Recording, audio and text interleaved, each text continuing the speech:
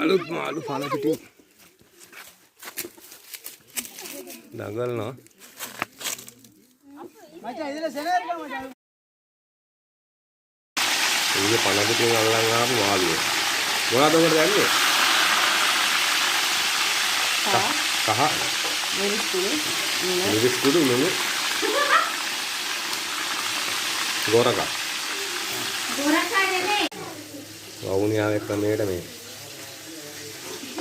මාළු වෙනවා.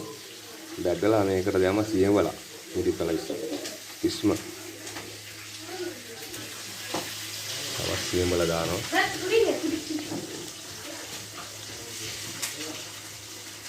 වැවේ මාළුගේ පන පිටින් ගෙන මාළු වරාම සුද්ධ කරලා බැදලා මේක බැදලා කියන්නේ නැත්තම් මඩ රහක් වගේ නෝන.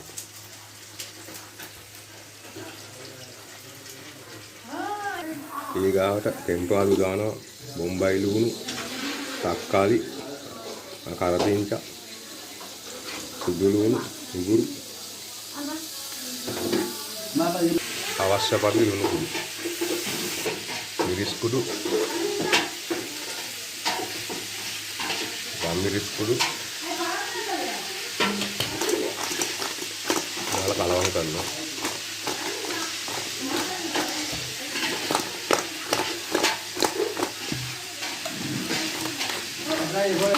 ටෙම්පරාදු තක්කාලි එකක් දැම්මා.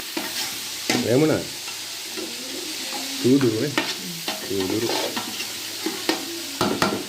මාදුරු දානවා, සූදුරු දානවා, මාදුරු දැම්මා.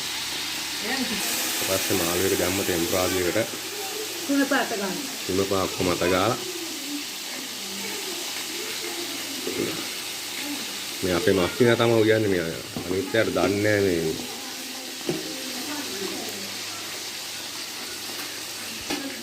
புளியனி அதுக்கு போட்டுருக்காங்க. நீ போட்டதனால மீன் பாரு அப்படி போடுங்க. பெரிய மனுஷங்க கேட்கும்.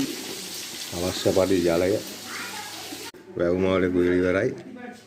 මුස්රා සමාලනවා.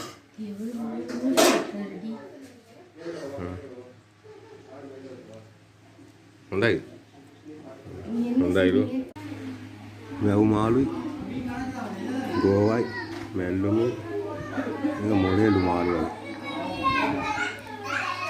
කලුඩේකුත් හම්බුණා. කාලා බලන රස කියනවා. රසයි. හයි. මේ වුමාලගේ මොලේ. කන්දි වැඩි පොඩි කට්ටිය ඉන්නවා.